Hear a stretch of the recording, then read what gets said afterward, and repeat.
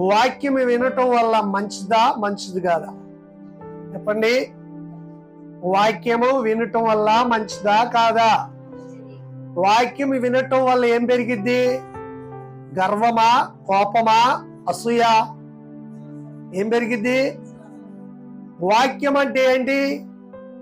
చెప్పండి. వాక్యం అంటే ఏంటి? వాక్యం అంటే దేవుడు మనతో మాట్లాడు. వాక్కు అనగా మనకు ఒక మాట. మనము చాలా మాటలు మాట్లాడతాం, చాలా సందర్భాల్లో మాట్లాడతాం, కానీ దేవుడు మాట్లాడే మాటలు ఒక ప్రత్యేకంగా ఉంటాయి. అది వినేవారికే అర్థమైంది, అర్థం చేసుకునే వారికే మార్గం తెలుస్తుంది. వినేవారికి అర్థమైంది, అర్థం చేసుకునే వాళ్ళకి మార్గం తెలుస్తుంది. ఇదే నా సర్వము అనుకునే వారికి అది కొండ కోట ఆశ్రయమై ఉంటుంది. దేవునికి స్తోత్రం. మరి చాలా వరకు, చాలా మార్లు, చాలా సంవత్సరాలు మనం ప్రభు సన్నిధిలో ఉండవచ్చు, కానీ ప్రభువు సన్నిధిలో స్థిరత్వము కలిగిన మనస్సు కావాలి. ఏ మనస్సు కావాలి? స్థిరత్వం అంటే స్థిరమైన మనస్తత్వం లేకపోతే, స్థిరమైన మనస్సు లేకపోతే మనలో మన ఆశయం ఏంటో మర్చిపోతాం, మన ఉద్దేశం ఏంటో మర్చిపోతాం, మనము చేయవలసింది ఏంటో మర్చిపోతాం. కానీ స్థిరత్వం ఎప్పుడు వస్తుందంటే దేవుడు మాట వినటం వలన. దేవుడు నాతో మాట్లాడుతున్నాడు, మాట్లాడి ఆ మాట ప్రకారంగా నడుచుకున్న వారందరూ కూడా దేవునికి సాక్షులై ఉంటారు. అంటే దేవునికి సాక్షులై ఉంటారు.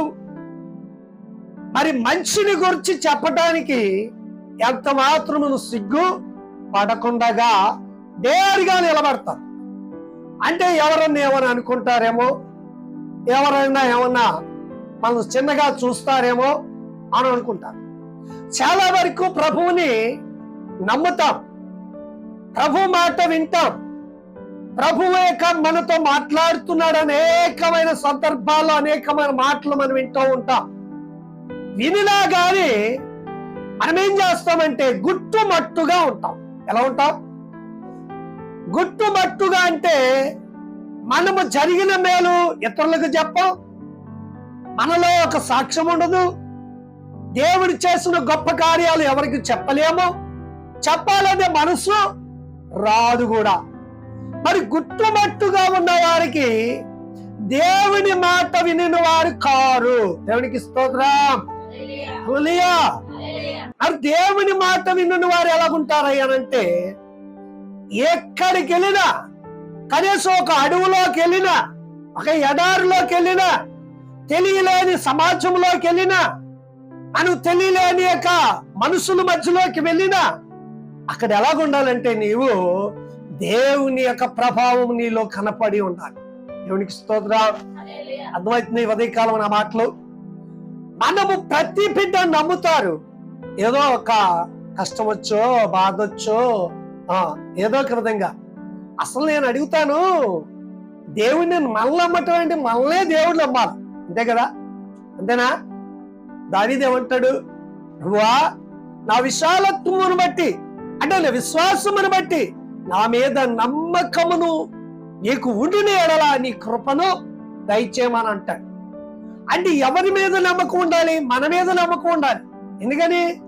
మాట ఇచ్చి నిలబెట్టుకోలేం, కరెక్ట్ గా ఉండలేం. ఇది మన బహు బలహీనలో కాక, బలము లేనట్టు వాళ్ళు, జ్ఞానము తక్కువైనట్టు వాళ్ళు, ప్రభు సన్నిధిలో నిలబడలేని వారు. అయితే ఒక ఊరిలో మహారాజు ఉన్నాడట. అంటే ఆయనకి మించిన రాజు, చాలా మంది రాజులు ఉన్నారు, కానీ ఆ రాజు అయితే మంచి వీరుడు, మంచి కార్యసాధనములో, ఫస్ట్ యుద్ధములో జయించటములో గాని, పేరులో గాని చాలా వీరుడు. కానీ అతనికి పైకి చెప్పుకోలేని బలహీనతమైన రోగం వచ్చిందంట. రాజే, సిరి సంపదలు కలిగిన వాడే, పేరు కలిగిన వాడే, ఆస్తుపాస్తులున్నాయి, సైన్యం ఉంది, అధికారం ఉంది, కానీ అవేమీ కాపాడలేకపోయింది. అయితే ఆ రాజుగారింట్లో ఒక పని పిల్ల పనిచేస్తుందంట. ఏం చెబుతున్నారు? ఆ పని పిల్ల కూడా ఏరే పట్టణం నుండి ఆ ఊరికి వచ్చి పనిచేస్తుంది.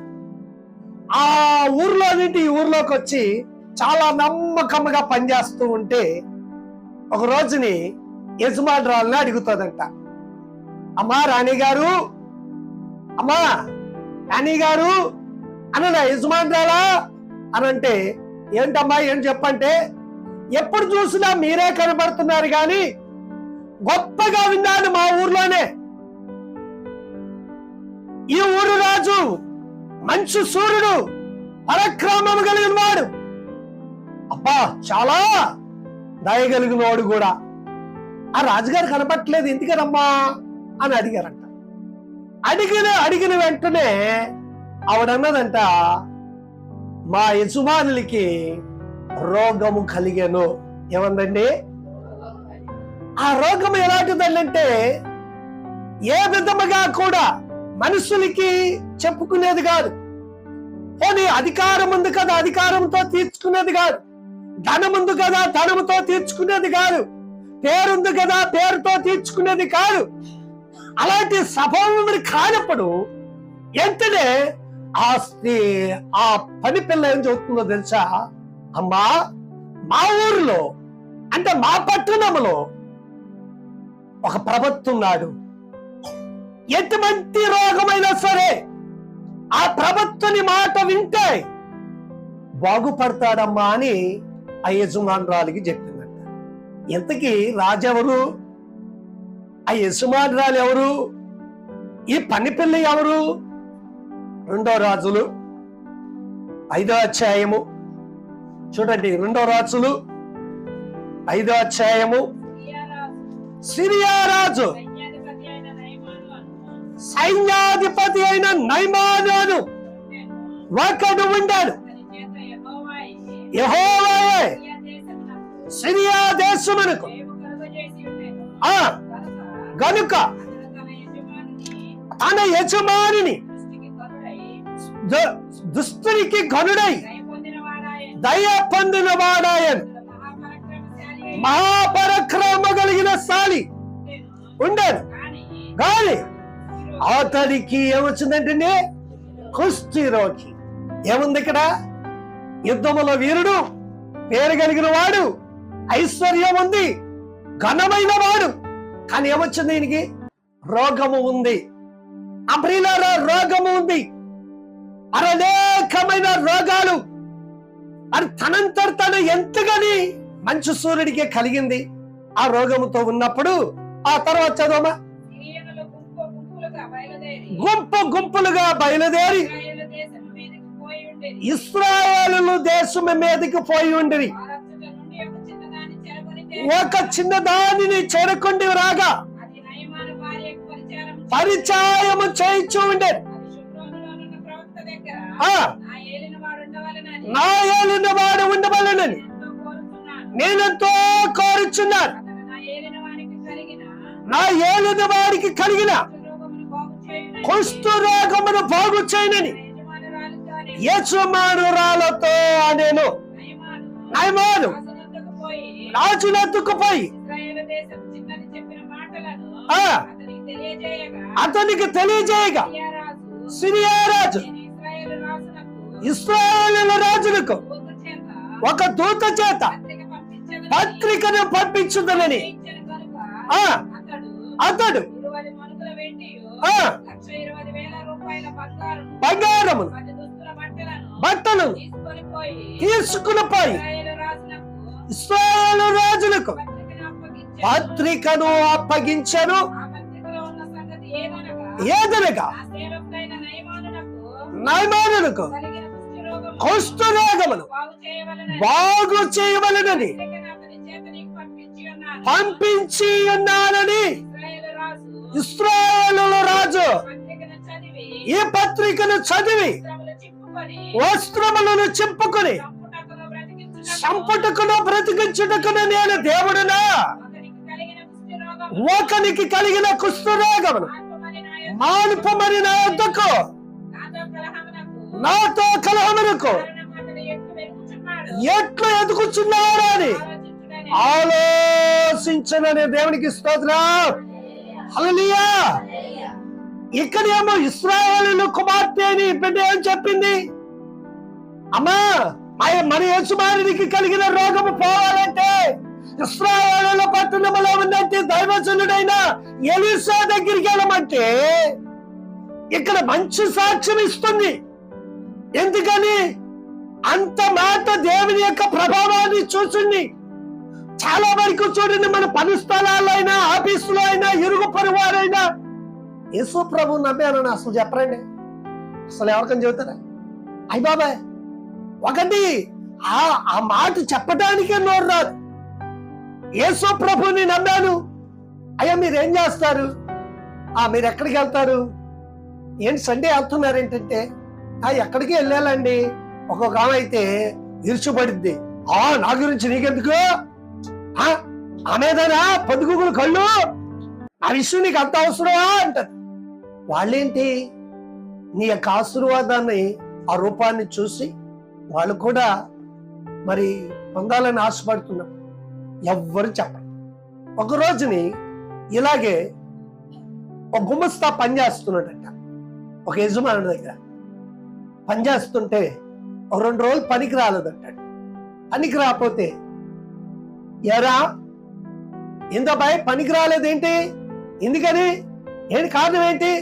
బొత్తిగా సమస్య బాగోలేదండి, బొత్తిగా అసలు నాకు బాగోలేదండి, బాగోకే రాలేదంటారు. అతను చేసిన పని ఏంటి? మంచి పనే చేశాడు. అక్కడ మంచి సన్నిధిలో జరుగుతున్న కొడుకులకే వెళ్ళాడు, దేవుని ఆరాధించడానికే వెళ్ళాడు. ఏమిటి ఇలాగా మా సేవకులు మన కొడుకులు ఏర్పరిచారు, ఇలా కొడుకు వెళ్ళానండి, అందుకని కుదరబాటు కాలేదు. అయ్యా దయచేసి ఈసారికి నాకు అవకాశం ఉంది అని చెప్తే ఇంకా బాగుండేవు. వాడు ఏం చెప్పాడండి? నాకు బొత్తుగా బాగోలేదని చెప్పాడు. అక్కడ చెప్పిన ఈ చేసిన ఆరాధనేమో గాని, ఇతను చేసిన స్తుతేమో గాని, అక్కడ చెప్పిన మాట నెరవేరింది. ఏం చెప్పాడు మాట? చెప్పండి, ఏం చెప్పాడు? బొత్తుగా బాగోలేదన్న మాటే నెరవేరింది. ఎందుకని? అప్పుడు అనుకుంటాడు, నేను యేసు ప్రభుని నమ్మాను కదా, యేసు ప్రభుని ఆరాధించాను కదా, నాకు బలహీనత ఎందుకు వచ్చిందని అప్పుడు అనుకుంటాడు. కానీ ఆయన చేసిన చిన్న మాట పొరపాటు, నిజమో చెప్పకపోవటం వల్ల వచ్చిన పొరపాటు వల్లనే నాకు వచ్చిందన్న ఆలోచన కలగదు కదండి. చాలా మంది చూడండి, చెప్పడానికి నోరు రాదు, గర్వముగా ఇదిగో మన కొరకు, మానవ ప్రపంచము కొరకు, భూదిగంత నివాసుల కొరకు, అనేకమైన ప్రజల కొరకు, నీ కొరకు, నా కొరకు ప్రాణశాగమును చేస్తున్న ప్రభుని ఆరాధించడానికి వెళ్తున్నాను. గర్వంగా చెప్పు. చూడండి, సాక్ష్యం లేని బ్రతుకు అంటే ఉన్నట్టుగా సత్యాన్ని చెప్పటం అంటే ముందే మనం వినక దానివల్ల పొందుకోలేనప్పుడు దాని గురించి ఏమని చెప్పలేము. పొందుకున్న వారిగా ఉంటే ఎక్కడికి వెళ్ళి మన యొక్క మాట, మనం చెప్పే భక్తి, మనం చేసే సాక్ష్యము కూడా బలముగా ఉంటుంది. మరి చెప్పడానికి డేర్. మరి పెద్ద వారి దగ్గరికి వెళ్తే, పెద్ద వాళ్ళ దగ్గరికి మరి విషయం ఏమని నిజంగా చెప్పలేరు. కొంతమంది చెప్పలేరు. అందుబాటుకి ఏంటి, నేను కూడా ప్రభువుని నమ్ముకున్న కొత్తలో, అయ్యా మరి ఎక్కడికి వెళ్ళావయ్యా అని అంటే చెప్పడానికి నేను భయపడేవాడు, చెప్పడానికి భయపడేవాడు. అని ప్రభువు నిజముగా ఆయన యొక్క జీవవాక్యము చేత నింపి బలపరిచినప్పుడు ఎక్కడైనా డేర్ మరైనా మంచి ఆశీర్వాదకరమైనది. చూడండి, ఆమె పనికి వెళ్ళింది, పని చూసుకుని వచ్చారు అంతే. ఇంకా గురించి అంత అవసరమా? ఏమైనా అంత అవసరమా? ఏమీ లేదు. కొంత చేస్తారండి, పనికిరాని పెత్తనాలు చేస్తారు కొంతమంది. పనికిరాని పెత్తనాలు చేసి మన అవసరం వచ్చిన తప్పించుకోవాలంటే కుదరదు. మంచి చేయటానికి పూనుకోవాలని మంచి మనసు ఆమెది. అంతే కాబట్టి నయమాను భార్యకి చెప్పటముతోటే ఏమైంది? ఆయనక ఏం చెప్పిందేమో మరి ఈమె ఎలాగున్నదో తెలియదు. కానీ ఆ నయమాన్ ఏం చేశాడంటే, మరి ప్రభుత్వం దగ్గరికి వెళ్తాం మానేసి మనవాడు ఏం చేశాడు? ఇశ్రాయేలు రాజుకి పత్రికను పంపించాడు. ఆ పత్రికను చదివిన వాడు ఏమయ్యాడంటే బట్టలు చింపుకున్నాడు. నిజమే మరి. రాగమును బాగు చేయాలన్నా, ఒక మనుషుని బ్రతికించాలన్న మనుషు వల్ల అయిద్దా? ఎవడి వల్ల కాదు. అది దేవునికే సాధ్యం. మరి ఇక్కడ ఇచ్చిన మంచి సాక్ష్యమే ఇచ్చింది. ఆమె ఇంటిలో యజమానురాలికి పరిచర్య చేస్తుంది, పనివారిగా వెళ్ళింది, కానీ మంచి సాక్ష్యం ఇచ్చింది, ఒక మార్గాన్ని చూపించింది. ఆ మార్గంలో కూడా సరిగా వెళ్ళడం, సరిగా నడుచుకోపోవటం, సరిగా వినకపోవటం. ఆమె ఏమైందంటే బలహీనమైన స్థితిగతిలో ఉన్న వారికి మేలు చేయాలని ఆశపడిన స్థానాన్ని సరియాగా వినియోగించుకోలేదు. అప్పుడు ఇశ్రాయేలు రాజుకి ఒక పత్రిక పంపిస్తే ఆ పత్రిక చదివి ఏమంటున్నాడు? బట్టలు చింపుకున్నప్పుడు ఆ ఊరిలో ఉన్నట్టే ప్రవక్త అయిన ఎలీషాకు వినపడినప్పుడు ఎలీషా అన్నాడు, అయ్యా, ఎందుకు నువ్వు వస్త్రములు వీచింపుకోవటం ఏంటి?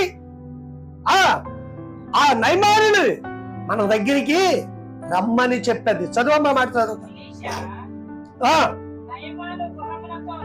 గుర్రములతో రథముతో వచ్చి ఇంటి ద్వారము యొద్ద నిలిచి ఉండెను. ఎలీషా, నీవు యోర్దాను నదికి పొమ్మని 7 మార్లు నువ్వేం చేయమన్నాడు? స్నానము చేయమన్నాడు. నీ ఒళ్ళు బాగుపడునని అతనితో చెప్పగా అతడు ఏమనుకుంటాడు తెలుసా? మా ఊర్లో నదులు లేవా? మా ఊర్లో కాలువలు లేవా? అయినా వచ్చి రోగమున్న కాడ వచ్చి చెయ్యి పెట్టవచ్చు కదా, నా రోగము తగ్గిద్ది కదా. ఆయన మాట చెబుతాడా? ఆ మాటనే నాకు ఆర్డర్ వేస్తాడా? నేను వెళ్ళి కాళ్ళలోకి వెళ్ళి స్నానం చేయాలా అని కోపం కలిగిందంటే. ఏం కలిగింది? కోపం కలిగింది. మరి ఎలాగొచ్చాడు ఈయన? రాజు కదా. గుర్రములను రౌతుములను వేసుకుని రథములతో పాటు సైన్యములతో పాటు కామ దాసులతో పాటు ఎలీషా గుమ్మ దూరమును నిలిచాడంట. ఆ ఎలీషా ఏం చెప్పాడు? యోర్దానులోకి వెళ్ళి ఎన్ని మార్లు పడుకున్నాడమ్మా? 7 మార్లు మీరు స్నానం చేయమన్నాడు. చేయమన్నప్పుడు మనవాడికి ఏం కోపం వచ్చింది? చాలా రౌద్రమైన కోపం. అనరాని మాట, అమ్మా నువ్వు సరి చేసుకో, నీ ప్రవర్తన సరిగ్గా లేదు, నువ్వు పశ్చాత్తాపపడు, ప్రభు పాదాల దగ్గర ఒప్పుకో అని ఒక్క వాక్కు దైవజనుల ద్వారా వచ్చిందనుకో, ఎప్పుడు చూసినా నా మీద ఉన్నాయి కళ్ళు. ఎప్పుడు చూసినా నన్నే చూస్తున్నాడు ఈయన, నా మీద దృష్టించాడు. ఇక్కడ ఎంతమంది ఉన్నారు, ఎవరు కనబడలే, నన్నే చూడాలా? ఎప్పుడు నన్నే సరి చేసుకో. ముందే చెప్పాడు కదా దేవుడు మాట. ఆయన మాట వింటే మన బ్రతుకులు మనమే కట్టుకుంటాం. స్తోత్రం. హల్లెలూయా. కోపం వచ్చింది. కోపం వస్తే ఎవరికి నష్టం? ఎలీషాకి నష్టమా? దైవజనుడికి నష్టమా? ఆ ఇశ్రాయేలు పట్టణానికి నష్టమా? ఎవరికి నష్టం? అంత ప్రయాసపడి వెళ్ళి మాట వినకపోవటమే నష్టం. వెళ్ళిపోతూ ఉంటుంటే అప్పుడు నయమాను దాసుడు అంటాడు, అయ్యా, గొప్ప కార్యం చేయమంటే నువ్వు చేయవా? చేస్తావు కదా, మరి ఏం చేయమన్నాడు? స్థానమే కదా, చేస్తే పోలే అన్న మాట అన్నప్పుడు వెంటనే వెళ్ళి 1 కాదు, 2 కాదు, 3 కాదు, 4 కాదు, 6 కాదు, 8 మార్లు మురిగాడు. 7 మార్లు ములగగా ఎలాగుందంట దేహం? పసి పిల్లవాడు దేహము వలె మారేను. చప్పట్లు కొట్టండి, గట్టిగా కొట్టండి. హల్లెలూయా. ఎవరి మాట వినటం వల్ల పసి పిల్లవాడు దేహం వచ్చింది? అతని వలన క్రీస్తు రాగమన పోవటానికి గల కారణం ఏమిటి? అంటే ఇశ్రాయేలు రాజుకి పత్రిక పంపించడం వలన, లేకపోతే భార్య చెప్పినందుక, అక్కడ ఉన్న సాక్ష్యం ఇచ్చి మార్గము చూపించినందుక? చెప్పటము గొప్ప కాదు, వినటము గొప్ప కాదు, దాని ప్రకారముగా నడుచుకున్నటయే అసలైన ఆశీర్వాదం. దేవునికి స్తోత్రం. హల్లెలూయా. మరి చూడండి, మార్గాన్ని చూపించింది. అమ్మా మీ చిత్తం అయితే ఒక ఆమె ఇలా ప్రార్థన చేయటానికి వెళ్తే ఆ ప్రార్థన ముగిచ్చింది. ఆ ప్రార్థన ముగిచ్చిన తర్వాత, అన్నా వందనాలు అన్న, మరి నేను వెళ్తున్నాను, మరి మా యజమానురాలు చాలా కోపపడుతుంది, ఇప్పటికే లేట్ అయిపోయింది, నేను ఆఫీస్కి వెళ్ళాలి. సరే నా వందనాలు, వెళ్తున్నాను. ఈ లోపల వాళ్ళ వార్డర్ ఫోన్ చేసి అమ్మాయి ఏంటి లేట్ అయింది ఏంటి అని అంటే, అమ్మాయి ఏమీ లేదు, ఈరోజు నా మనసు బాగోలేదు, నాకెంతో భయంగా ఉంది. మరి మీరేమో మంచి ఫుల్ వర్క్ ఇచ్చారు, అయినా ఎందుకైనా మంచిదని మరి మా పాస్టర్ గారు ఆ పక్కకి వేరే అక్కాయిల ఇంట్లోకి వచ్చారు, ప్రార్థన చేపించుకుంటున్నానమ్మా. అప్పుడు ఆ మాట చెప్పగానే ఆ ప్రార్థన అంత మంచిదైతే, అంత ఆశీర్వాదమా అయితే నా కోసం కూడా ప్రార్థన చేయమను. ఏమంటుంది నిజం చెప్పడం వల్ల? ఏం చెప్పింది? నా కోసం కూడా ప్రార్థన చేయమను. మంచిది, ప్రార్థన చేయమని చెప్పు అంటే, అమ్మా లైన్లో ఉండండి. ఆ పాస్టర్ గారు కొంచెం మా మేడం గారి కంటే ప్రార్థన చేయరా.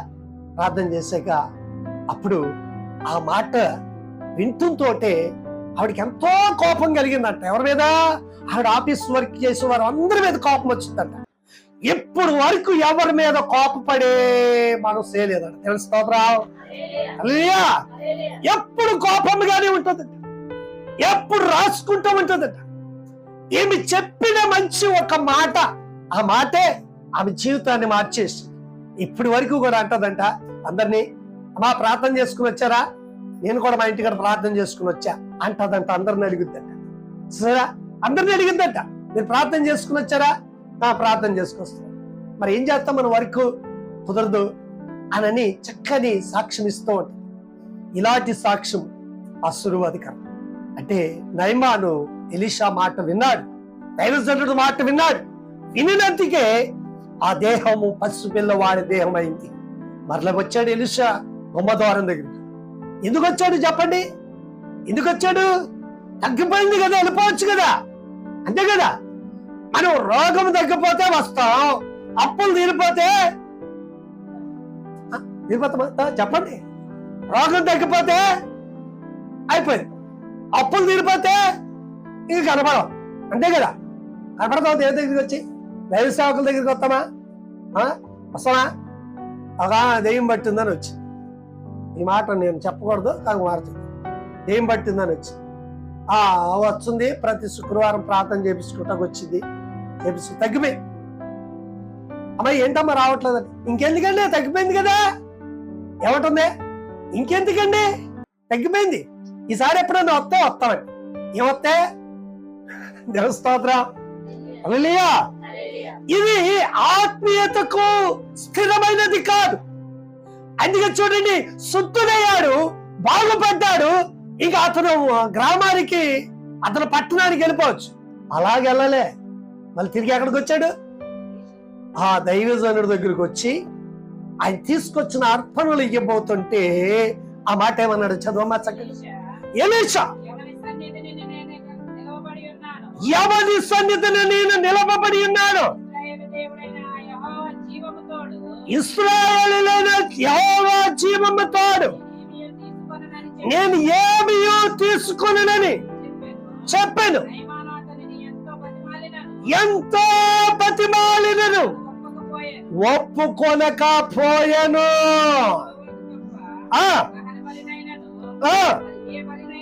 ఏ బలినైనా దేవతలకు అర్పింపను. నీ దాసుడైన నాకు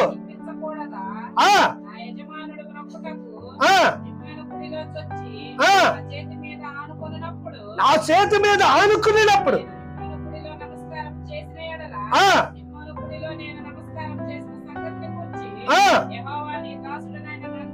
నీ దాసుడైన నన్ను క్షమించును గాక అని నయమాను చెప్పగా ఎలీషా నెమ్మది కలిగి నువ్వు వెళ్ళమని అతనికి సెలవిచ్చాను. హల్లెలూయా.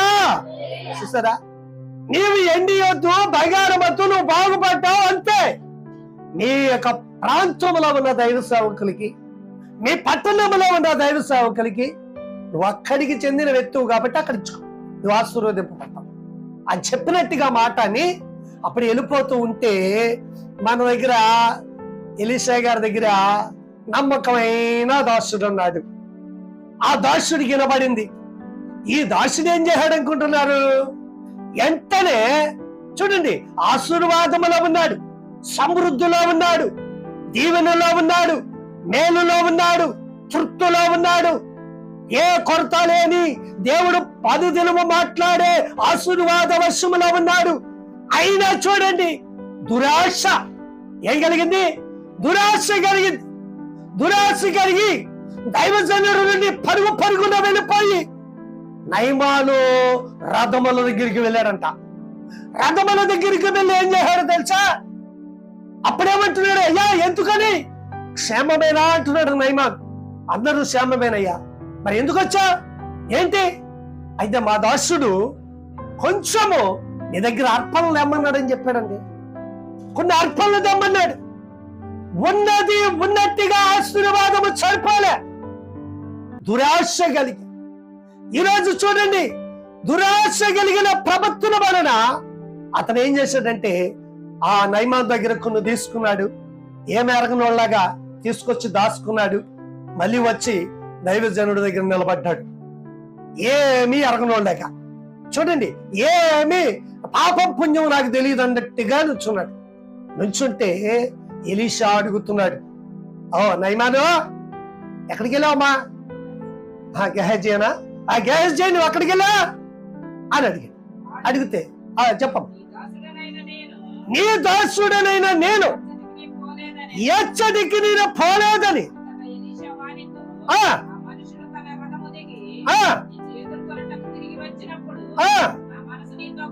నా మనసు నీతో కూడా రాలేదా?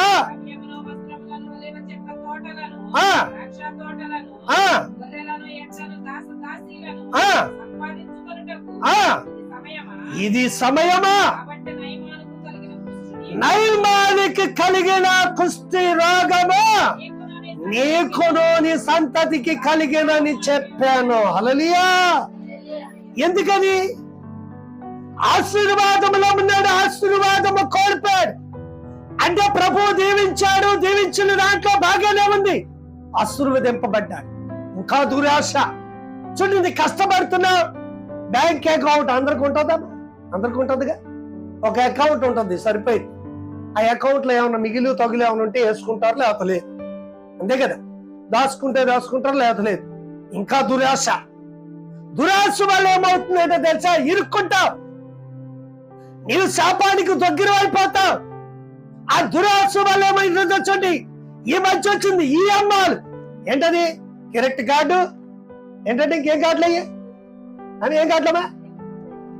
ఏదో కార్డులు, కొత్త పేర్లు వచ్చేస్తాయి. ఈ పేర్లు, ఆ పేర్ల ద్వారా చూడండి, ఈ కార్డులు కట్టడం వల్ల ఈ కార్డుల్లో శత్రుమిత్రం అని పడిపోయి మనం ఒక హైదరాబాద్ ప్రయాణం అయి వస్తూ ఉంటే ఆయన తెనాలి నివాసుడైతే ఆయన చాలా మన ఇషాక్ గారి లాగా ఉంటాడు. కూర్చున్నాడు, పక్కనే కూర్చుని చాలా మాటలు మాట్లాడుతూ మరి ఏం చేస్తారు అయ్య గారు హైదరాబాద్ లో అన్నారు. ఏమండి, ఇక్కడ చిన్న హాస్టల్ పెట్టాను, బాగానే ఉంది. మరి నేను అద్దెకి దిగా ఇంట్లో. మా ఇల్లుగాల వాండరు క్రెడిట్ కార్డులు అంట, ఆ కార్డులు ఈ కార్డులు పెట్టుకుని చాలా కార్డులు పెంచుకున్నాడు. ఐడిఎఫ్స్ ఏదేదో కార్డులు అంటే అన్ని కార్డులు పెట్టుకుని చివరికి ఏమైందంటే ఆ డబ్బులు ఎక్కువ, వడ్డీ మీద వడ్డీ అక్రంగా పెరిగిపోయింది. అందుకు ఆ ఇల్లు నాకే అమ్మేశాడండి అన్నాడు. నాకు చాలా భయం వేసింది. నాకే అమ్మేశాడండి, ఉన్న దాంట్లో తృప్తిపడకుండగా, మేము రెంట్లు ఇస్తున్నాం దాంట్లో తృప్తిపడలేదు. వాడు తృప్తిపడకుండగా ఇంకే ఏదో చేయాలనుకుని తీసుకున్నాడండి. చివరికి ఇరుక్కుపోయాడండి. ఆయనున్న నివాసము మేమే కొనుక్కున్నామని చెప్పడం చూడండి. అసలు అంటే ఇక్కడ ఈ మాటలు నేను ఎందుకని చదువుతున్నానంటే, అసలుకి ఆల్రెడీ ఉన్నట్టు ఆశీర్వాదాన్ని కాకుండా అనేకమైనవి మనం ఇంకేదో సాధించాలనుకున్నట్టుగా ఆశీర్వాదం అనే దైవ సేవకుని పరుగున వెళ్ళి హాని రోగాన్ని అంటించుకోవటం. అది అంతేనా? అంటించుకున్నాడా లేదా? గెహజీ అంటించుకున్నాడా లేదా? ఆశీర్వాదం అనే వస్తువులో ఉండవలసినట్టు వాడు, దీవించబడవలసిన వస్తువు వాడు చివరికి ఏమైపోయిందంటే దేవుని చేత మేలు పొందినట్టు వాడు నయమాను గొప్ప స్థితిలో ఉన్నాడు. మరి దైవజనుడు ఎందుకు వస్తున్నాడు ఏంటో చెప్పాలి. ఉన్నట్టుగా అబద్ధం ఆడకుండా నిజం చెప్పిన భద్రపై అబద్ధం చెప్పటం వలన ఏం పొందుకున్నాడంటే శాపాన్ని. చూసారా, శాపాన్ని పొందుకున్నాడు. ఇతనికి ఉన్నట్టు రోగం పోగొట్టుకున్నాడు, కాన్ రోగాన్ని అంటగట్టుకున్నాడు. దైవజనుడు అక్కడికి అడుగుతున్నాడు, ఎక్కడికి వెళ్ళావండి? నేను అక్కడికి వెళ్ళాను. చూసారా, నేను ఎక్కడికి వెళ్ళాను? అమ్మ ప్రార్థన చేస్తున్నావా? చేస్తానండి, నీకోసమే చేస్తాను. మీకోసమేనండి. కన్నీళ్ళు గార్చి ఉపవాసం ఉన్నానండి రాత్రంతాను. నీ మొఖం ఉన్న ఉపవాసం ఉన్నావు నువ్వు. నీ ఆయన కొట్టాడని తినకోకుండా పంతులు తగ్గున్నాడు. అవిశ్రమాల పాస్టర్ గారు మేము వస్తున్నాం నీకోసమేనా గారు, పరిచర్య బాగా జరగాలని ఉపవాసం ఉన్నానండి అని అంటాడు. ఈడు చూస్తే ఏడు చూడాలి. ఇక్కడ ఈడు అప్పలా కట్టాలా అని వికారిగా పెట్టుకుంటే ఎలాగున్నా అయ్యగారు 3 రోజుల నుంచి ఉపవాస ప్రార్థన చేస్తాను. ఎందుకు చేస్తాం అయ్యా చెప్పు? ఏమనండి, నాకు చెయ్యాలనిపించింది అయ్యారు. నా స్థితి ఇంకా బాగా కట్టబడాలని చూస్తానండి. కాదు, వాడు అబద్ధం ఆడుతున్నాడు. వాడికి వచ్చినట్టు బాధ వేరే, వాడికి ఉన్నట్టు ఇబ్బంది వేరే, వాడికి ఉన్నట్టు ప్రాబ్లమ్స్ వేరే. ఎవరిని ఇరికిస్తున్నాడు ఇక్కడ? ఎవరిని ఇరికిస్తున్నాడు? దేవుని ఇరికించుకుంటున్నాడు. అయ్యా నేను మంచి జరగాలని ఉంటాను. యెహోవా కూడా అదే అంటున్నాడు. నేను ఎక్కడికి వెళ్ళానయ్యా? నేను ఇక్కడే ఉన్నాను కదా అని అబద్ధం ఆడుతున్నాడు. అయ్యా నువ్వు వెళ్ళినప్పుడు నా మనస్సు నీతో కూడా